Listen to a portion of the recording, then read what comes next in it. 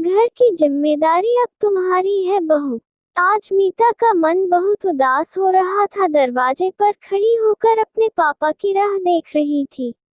एक होली का त्योहार आ गया था और उसे मायके जाना था, लेकिन किसी कारणवश पापा की ट्रेन मिस हो गई। मन ही मन बहुत उदास खड़ी हुई थी दरवाजे पर।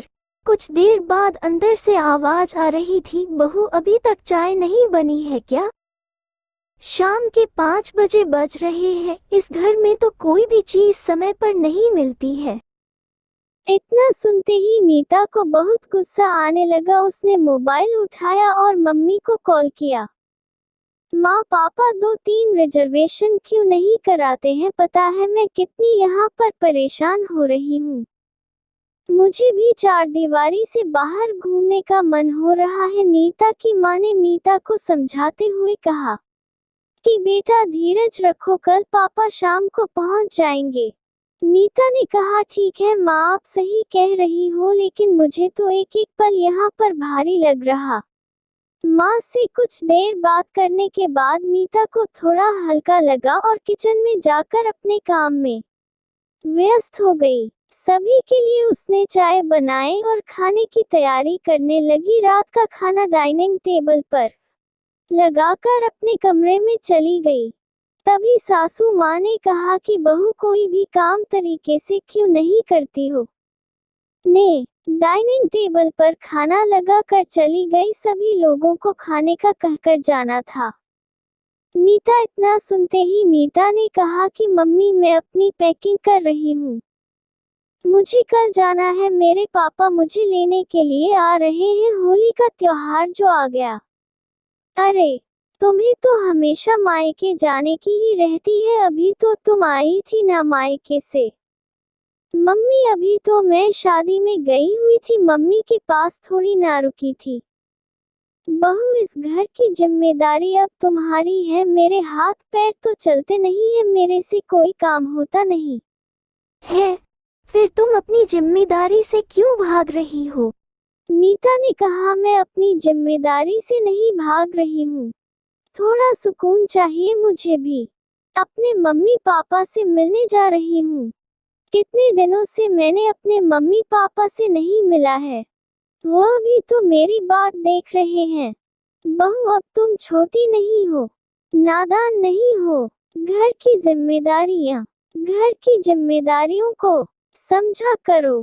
त्योहार में तुम चली जाओगी तो यहाँ पर नाश्ता कौन बनाएगा? घर में जो मेहमान आ रहे हैं उनको कौन देखेगा? मीता कहने लगी कौन मेहमान मम्मी जी?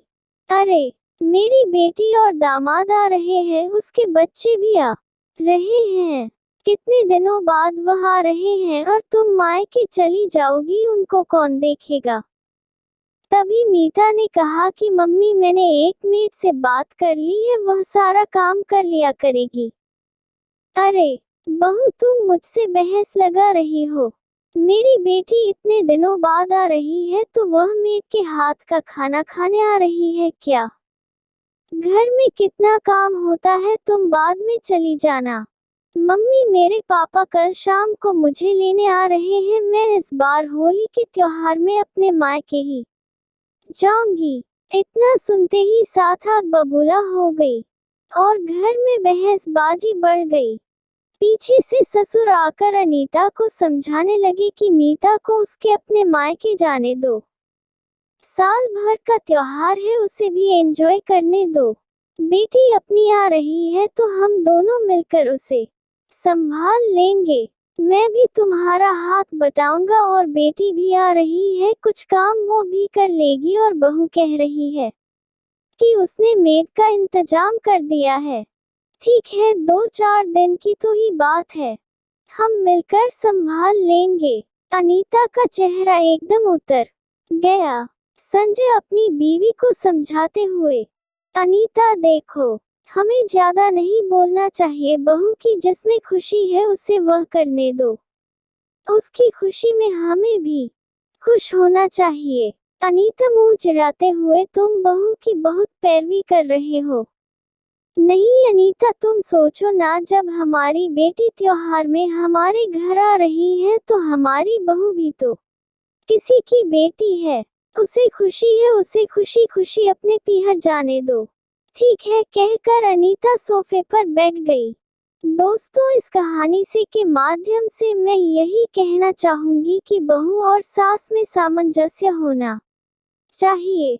जरूरी नहीं है कि बहू के आने पर सारी जिम्मेदारी घर की बहू की हो। बहू और बेटी में कोई भेदभाव नहीं होना चाहिए, तभी जीवन की गाड़ी अच्छे से चल सकती है।